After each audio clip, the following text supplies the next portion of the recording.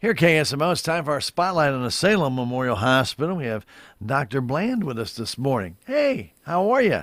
I'm doing great. Besides being a little bit pregnant. Yes, very pregnant. Yeah, very pregnant. Well, anyway, and expecting soon. So hopefully, everything will go great for you over the holidays and stay away from really nasty weather. That's all, I always get worried about that. Yeah, definitely hoping the weather cooperates and that we can all stay healthy. Sure. Well, anyway, let's talk a little bit about, obviously, this time of year, a lot of illness going on. We see all kinds of different things. Flu, yeah, COVID's still out there. It's not going away. Colds. There's just a whole, back. yeah, I mean, there's just a potpourri of different things that are showing up this year, isn't there? Yeah, so it's definitely, flu, RSV, COVID season, in addition to all the other viruses that are out there that can be just as bad or worse sometimes. So, I mean, we're definitely recommending that if you're sick, stay home. You do want to try to protect yourself when you do go out. Wash your hands frequently. Some people are still choosing to wear a mask in certain situations. I mean, if you're sick, obviously put a mask on, please. And then, of course, there's the vaccines out there for anybody who's interested in getting vaccinated. Doctor, one of the things, especially this time of year, there's so many medications out there over the counter. And a lot of people, they're going to try and, I just have a cold and I'm going to go do this, and they'll do it over-the-counter medication. It may help, but it's not alleviating their symptoms or whatever. And then they'll take more, and they'll take more, thinking it's just over-the-counter. It won't hurt me. That's not a real good philosophy, is it? No, not at all. So, I mean, it's with any medication. You can definitely get too much of a good thing. And a lot of those medications have Tylenol in it, so you need to be watching the Tylenol dosing. But they also have the cough suppressants or expectorants, and you do have to watch those and dose it correctly. And if you ever have questions, you can always call the clinic, and usually there's somebody who's more than happy to review the dosing with you. I think it's fine when you first get sick if you want to try some of those over-the-counter medicines. You just want to make sure you're always taking them appropriately. And obviously, if you're not responding, you want to go to the clinic and get checked out. So one thing, doctor, and I guess I was guilty of this too when I was younger, somebody will tell you this worked for me. Hey, have you tried this remedy? And well, probably not, and if I haven't, so you need to try that. That's going to really do you a great job. Well, okay. So you're taking, I'm not going to try and give brand names here, but you're taking product A, which has all kinds of ingredients, and then you're going to go take project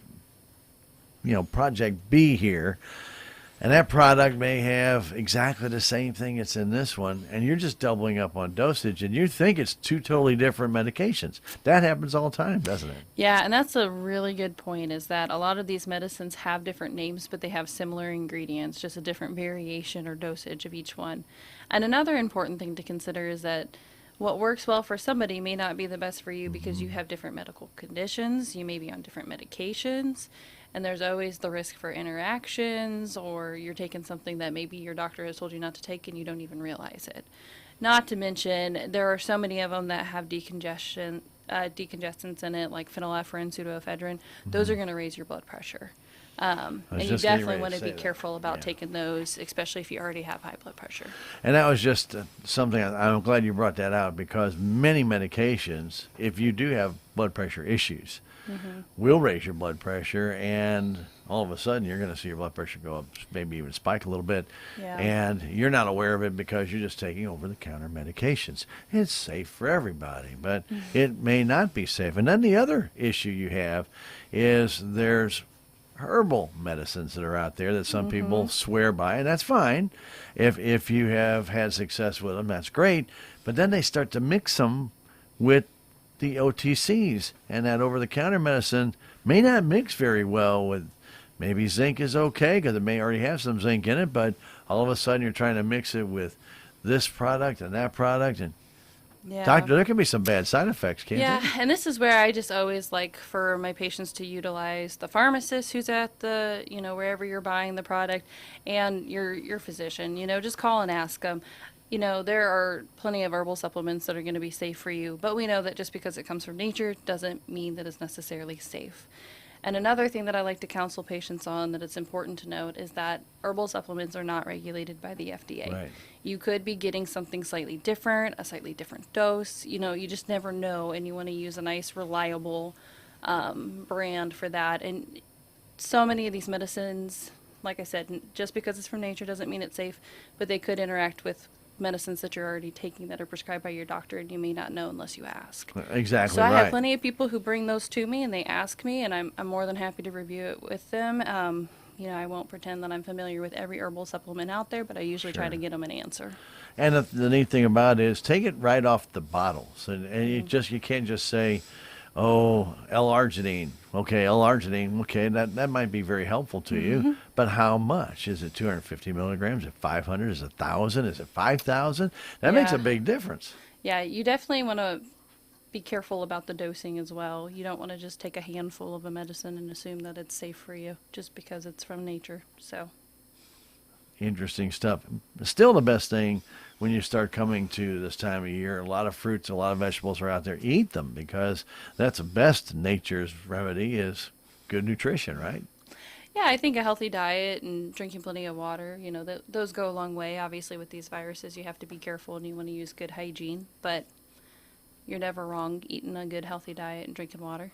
It's not What? going to cure everything, so Right. go and get checked out if you're truly sick. Well, exactly, and the washing of the hands, it should be just common nature anymore, especially after COVID. I mean, it got really just chiseled into your brain. You should be washing your hands consistently or using some type of sanitizer. But when they relax the restrictions, people stop doing it. And the first thing you do is you're still going to pass things exactly the same way as you did prior to COVID with your hands if you don't keep them clean, if you don't watch what you're doing and sanitize them. If you're going to go to church and a person in front of you is hacking on the pew and you go touch the pew, guess what? You can be spreading it not just to yourself, but to your family members as well. And at this time of year, we all know a lot of people are traveling from here to there, and you see the spread of the flu, you see the spread of colds.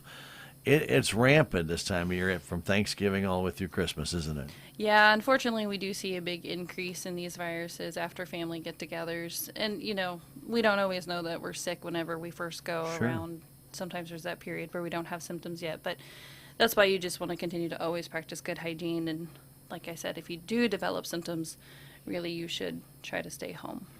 And one of the things I think this time of year that people need to do is distinguish between a cold and a fever, a cold and a flu. And there's usually a good fever that's going to be with a flu.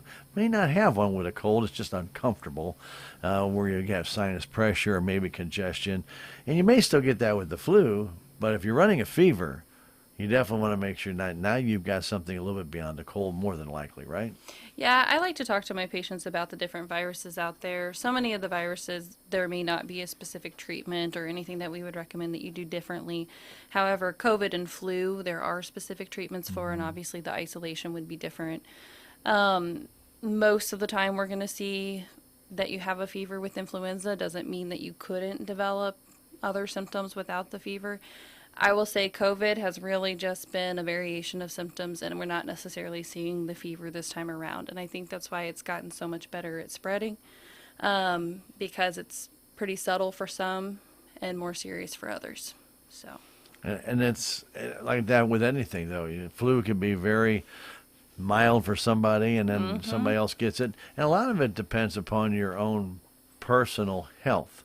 Yes. If you're compromised in one way or another, it can really do a lot of harm to you, can't it? Yeah, if you have a lot of underlying medical conditions, you're certainly at a higher risk, and those are the people I really encourage to come and get checked out.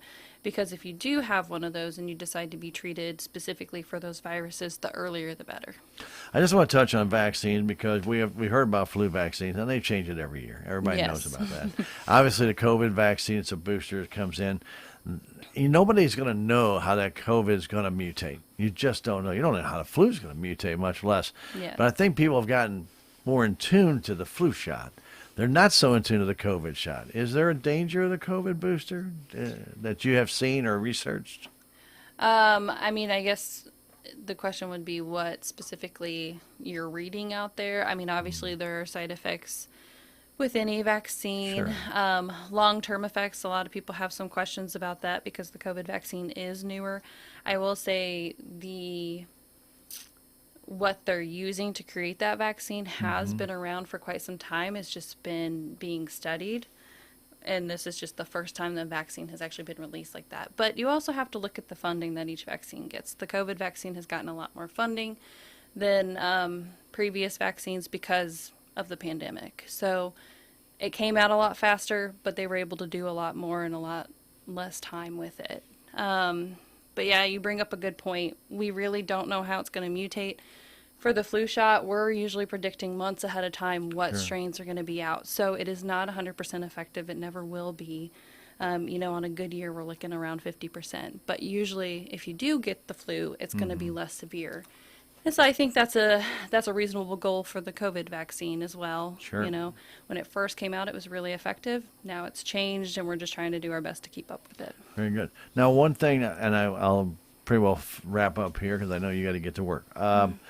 This time of year, there's usually a lot of pneumonia. And there is a pneumonia vaccine out there, and some people really do need to take that vaccination, don't they? Yeah, there's actually several pneumonia vaccines out there. They've actually come out with some newer ones. So it's always a good idea to check with your doctor if you're somebody who qualifies for it or if they would recommend it for you. But there are certain populations and medical conditions that would make us want to get you vaccinated more likely than others. But it just protects against a lot of the common strains that cause pneumonia. So is it true if you've had pneumonia in the past, you have a real good chance of getting it again? I've heard that, but I don't know if that's true. So I think if you've had pneumonia in the past, maybe it shows that you have some kind of underlying condition that is predisposing you, makes you more likely, but I don't think it necessarily means that you're going to get it again. All right, very It good. just depends on the circumstances surrounding it. Well, Dr. Bland, we wish you and yours and all of you, the whole group there, very Merry Christmas and a Happy New Year. Good luck with your delivery. Thank you. And, of course, we wish you the very best. Dr.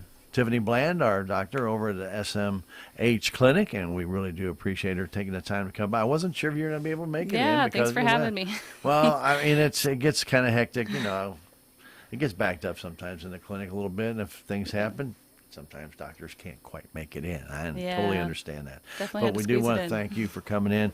Dr. Tiffany Bland from Salem Memorial Hospital, thanks again, and Happy All right. New Year and Merry Christmas Yeah, to thank you, and Merry Christmas to you. Thank you very much.